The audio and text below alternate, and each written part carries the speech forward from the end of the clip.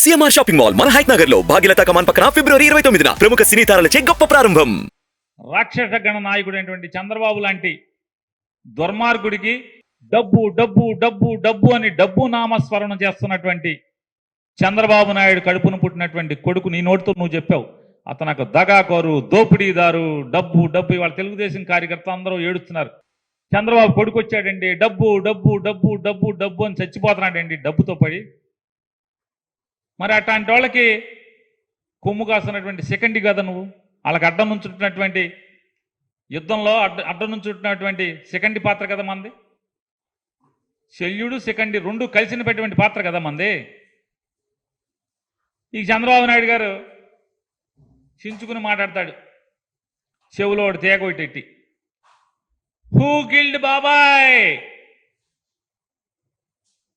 నువ్వు ముఖ్యమంత్రిగా ఉండంగానే బాబాయ్ కిల్డ్ కదా. చంద్రబాబు నాయుడు ముఖ్యమంత్రిగా ఉండంగానే బాబాయ్ కిల్డు. అప్పుడు పవన్ కళ్యాణ్, చంద్రబాబు నాయుడు ఇద్దరు పోనీ జగన్మోహన్ రెడ్డి మీద ఏమన్నా కేసు పెట్టారా?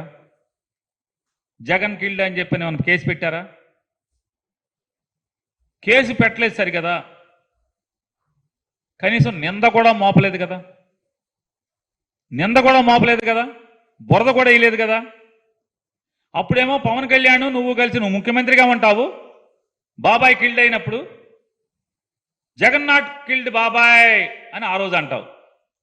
జగన్ నాట్ కిల్డ్ బాబాయ్ అనేమో నువ్వు ముఖ్యమంత్రిగా ఉన్నప్పుడు అంటావు. ఇప్పుడేమో హూ కిల్డ్ బాబాయ్, హూ కిల్డ్ ఎన్టీఆర్ అనుకోవచ్చు కదా, హూ కిల్డ్ ఎన్టీఆర్ అని. ఈ చంద్రబాబు నాయుడు ఈ దిగజారుడు మాటలు జనానికి మతిమరుపు ఉంటుంది అనుకుంటారు.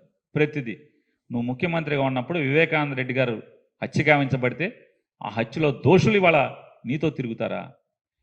పచ్చిగా కిరాతకంగా